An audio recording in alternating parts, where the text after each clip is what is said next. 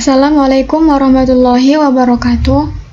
Perkenalkan, saya Anissa Faradila. Saya mahasiswi dari jurusan Pengembangan Masyarakat Islam, Universitas Islam Negeri Sumatera Utara. Tujuan saya membuat video ini yaitu untuk memenuhi tugas mata kuliah hadis tematik yang diampu oleh Bapak Haji Muhammad Iqbal Abdul Muin LCMA.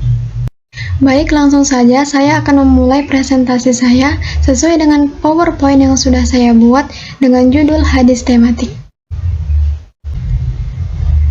Yang pertama, kita terlebih dahulu membahas tentang pengertian hadis. Hadis secara harfiah yaitu berbicara ataupun perkataan. Dalam terminologi Islam, istilah hadis berarti melaporkan, mencatat sebuah pernyataan dan tingkah laku dari Nabi Muhammad SAW. Sedangkan hadis, menurut istilah, ada perbedaan pendapat antara ahli hadis dan ahli usul. Yang pertama yaitu menurut ahli hadis ialah seluruh perkataan, perbuatan, dan hal ihwal tentang Nabi Muhammad SAW. Dan yang kedua, menurut ahli usul, definisi hadis ialah semua perkataan, perbuatan, takrir Nabi Muhammad SAW yang berkaitan dengan hukum syarak dan ketetapannya. Lanjut kepada sejarah penghimpunan dan kodifikasi hadis dan Al-Quran. Dalam sejarah penghimpunan dan kodifikasi hadis, mengalami perkembangan agak lamban dan bertahap dibandingkan perkembangan kodifikasi Al-Quran. Karena penulisan hadis pada masa Nabi secara umum justru malah dilarang.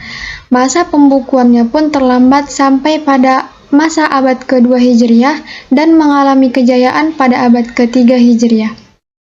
Berbeda halnya dengan penghimpunan Al-Quran, sejarah penghimpunan dan kodifikasi Al-Quran justru mengalami perkembangan karena Al-Quran pada masa Nabi Muhammad SAW sudah tercatat seluruhnya, sekalipun sangat sederhana dan mulai dibukukan pada masa Abu Bakar, khalifah pertama dari Khulafaur Rasyidin, sekalipun dalam penyempurnaannya dilakukan pada masa Utsman bin Affan yang disebut dengan Mushaf Utsmani. Pembahasan selanjutnya yaitu pengantar metode memahami hadis.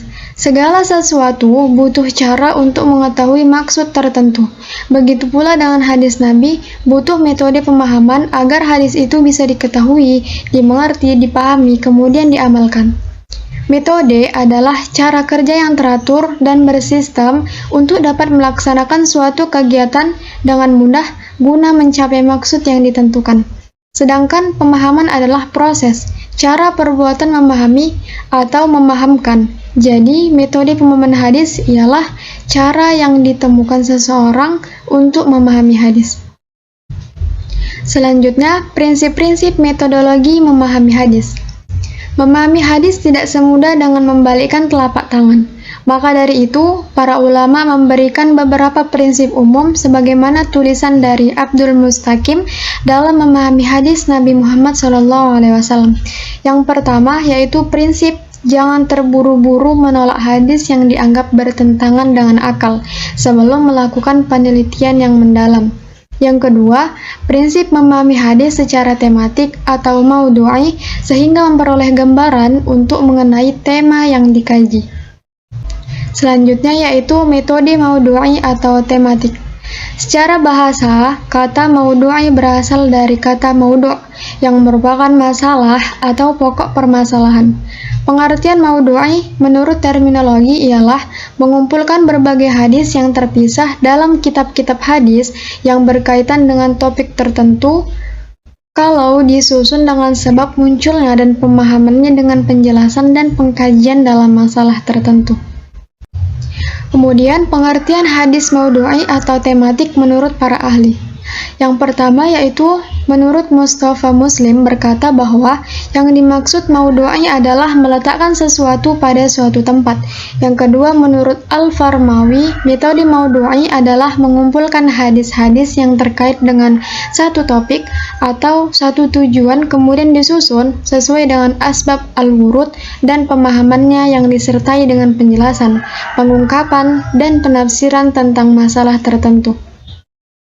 Yang ketiga, yaitu menurut Arifuddin Ahmad mengatakan bahwa metode maudhu'i adalah pensyarahan atau pengkajian hadis berdasarkan tema yang dipermasalahkan, baik menyangkut aspek ontologisnya maupun aspek epistemologis dan aksiologisnya. Kemudian, ciri-ciri metode tematik. Yang pertama yaitu menghimpun hadis-hadis yang membicarakan satu topik tertentu atau permasalahan tertentu. Yang kedua yaitu memahami makna dan masing-masing hadis. Dan yang ketiga yaitu memahami hadis secara komprehensif dengan menggunakan pendekatan tematik. Lanjut kepada unsur-unsur metode tematik. Unsur-unsur metode tematik yaitu yang pertama menentukan topik ataupun judul yang akan dikaji. Kemudian yang kedua mengumpulkan hadis-hadis yang terkait dengan topik yang telah ditentukan. Yang ketiga melakukan pensyarahan ataupun pengkajian sesuai dengan tema. Yang keempat yaitu memilih salah satu atau seluruh aspek ontologis, epistemologis, dan aksiologis yang terkait dengan tema. Lanjut kepada langkah-langkah pengkajian hadis dengan metode tematik. Jadi langkah-langkahnya itu yang pertama, menentukan tema ataupun permasalahan yang akan dibahas. Kemudian yang kedua, menghimpun atau mengumpulkan data hadis-hadis yang terkait dalam satu tema, baik secara lafaz maupun secara makna, melalui kegiatan tahkris al-hadis, langkah-langkah pengkajian hadis dengan metode tematik. Kemudian yang ketiga yaitu melakukan kategorisasi berdasarkan kandungan hadis dengan memperhatikan kemungkinan perbedaan peristiwa wurudnya hadis atau tanawu dan perbedaan periwayatan hadis. Kemudian yang keempat yaitu melakukan kegiatan istibar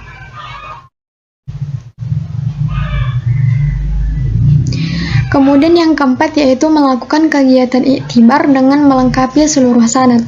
Yang kelima, melakukan penelitian sanad yang meliputi penelitian kualitas pribadi, perawi, kapasitas intelektualnya, dan metode periwayatan yang digunakan.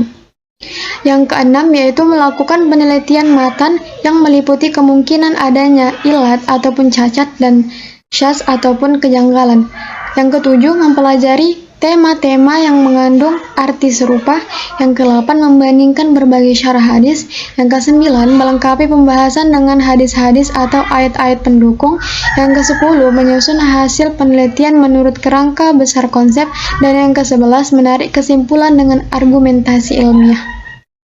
Selanjutnya yaitu kelebihan metode maudu'i ataupun tematik.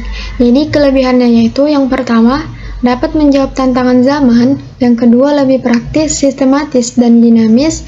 Yang ketiga, mudah dipahami secara utuh.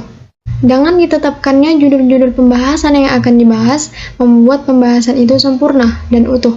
Maksudnya, penampilan tema suatu masalah secara utuh tidak terpisah-pisah. Kemudian, kekurangan metode maudu'i ataupun tematik.